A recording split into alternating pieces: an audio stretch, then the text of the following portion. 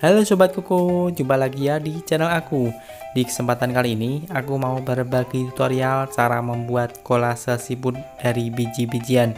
Bahan-bahan yang perlu disiapkan: skets gambar, lem, tusuk gigi dan juga cotton bud, beras warna hitam, ketumbar, kacang merah dan juga kacang hijau.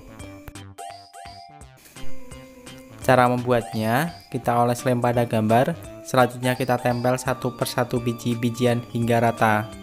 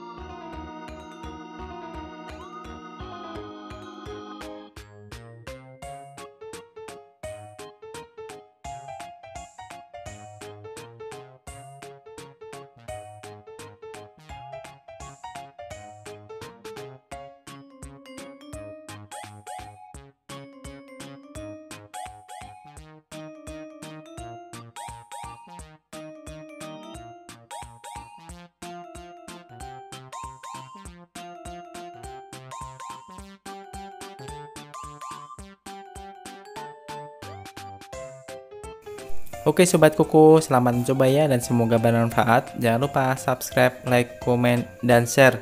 Dan sampai jumpa di video aku berikutnya.